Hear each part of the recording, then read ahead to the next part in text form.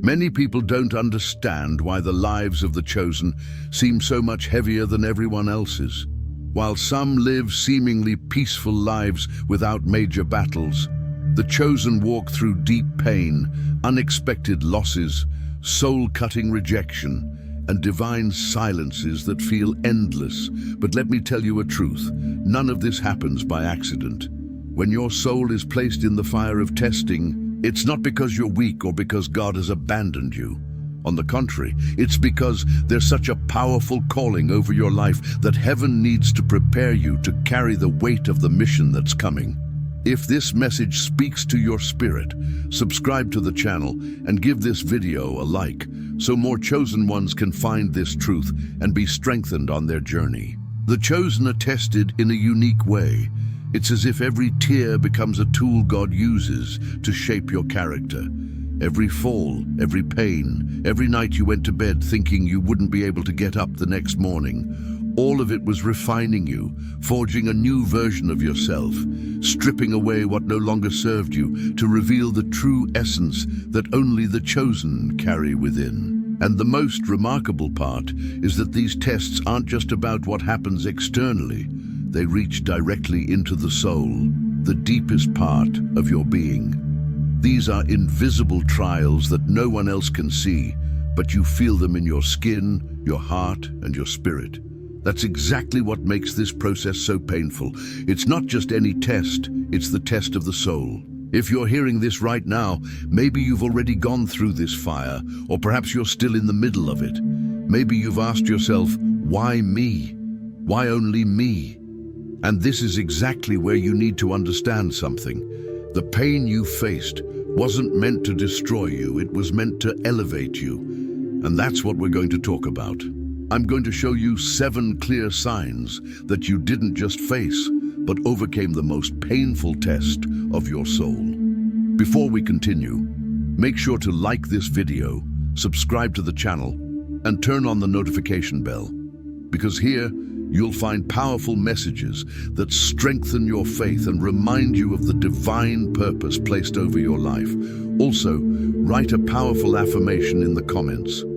I am chosen, and nothing will stop me. By declaring, I'm going to show you 7 clear signs that you didn't just face, but overcame the most painful test of your soul.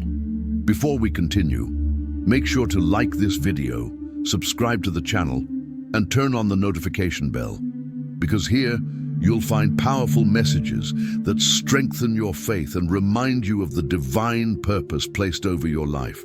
Also, write a powerful affirmation in the comments. I am chosen, and nothing will stop me. By declaring this, you speak it into your life and strengthen others who will read your words. When I talk about spiritual tests, I'm not just talking about ordinary life problems. Spiritual tests are those trials that enter your story with a different kind of force.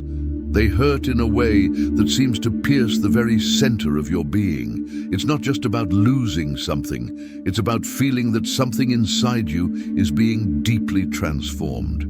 You've been shaken, exposed, and tested. It's as if your very soul is called to give an account of what it holds, what it believes, and what it truly desires. These tests can appear in many forms. Sometimes it's a loss, a job, a relationship, a dream that suddenly collapses. Other times, it's a betrayal that shatters your heart.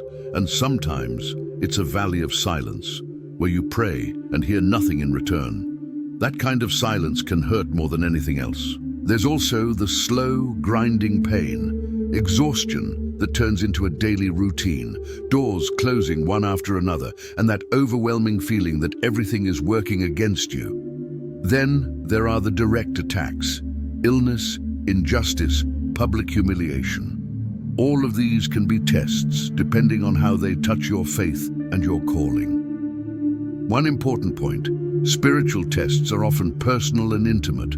They're not loud or necessarily public. Many times, they happen in the quiet darkness of your room, in the early hours of the morning, when no one sees your tears, in the small decisions no one else knows about. It's there, in the silence, that the chosen are truly tested. What people see on the outside, unemployment, separation, is just the surface. What's really being worked on is the inside, your motivations, pride, dependence, fear, and faithfulness. Another typical characteristic of these tests is that they often repeat certain themes until something within you changes. For example, you might face multiple disappointments with people until you finally learn not to rely on human applause. Or you may go through repeated financial losses until, through hard lessons, you understand where your true trust lies. It's not always a single event. Many times it's a cycle that persists until the soul is transformed. What's the purpose of all this? In the world of the chosen, we speak plainly. These tests reveal and shape you. They strip away what is fragile, expose what is true, and strengthen what matters for the calling ahead. They work like a refining process, separating gold from impurities. This doesn't mean they're pleasant, far from it, but they serve a divine purpose to align you with your true spiritual destiny. There's also something that few talk about clearly. Tests expose your motives. When everything is going well, it's easy to believe that you act out of love and devotion. But in the heat of trials, the real reasons of the heart come to the surface. Do you act out of pride, fear, a desire for approval, or out of loyalty to your calling, even when no one is watching? Tests make this clear, and that exposure is necessary for true growth to take place. It's also worth noting that tests reveal who is truly by your side. In times of pain, the majority disappear, and only a few remain.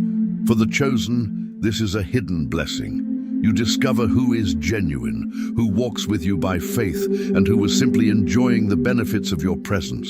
The good moments often act like a filter. This filtering process is painful but deeply liberating, because those who remain by your side are the ones who are truly meant to walk with you in your purpose. Now, when it comes to reactions, it's normal to go through phases of anger, questioning, even moments of rebellion against God. This doesn't disqualify you. What truly matters is the path you choose after those reactions. Some people become bitter and close themselves off, while others use pain as a catalyst to seek, to learn, and to transform. Tests don't automatically punish.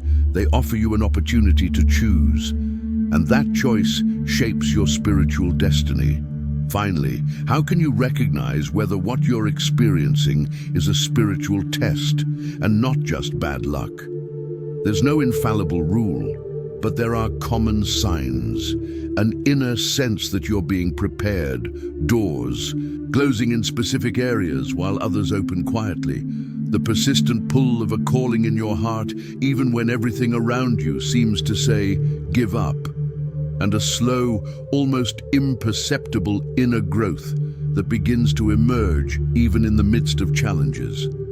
Sometimes you notice that you've learned something that once hurt too much to admit.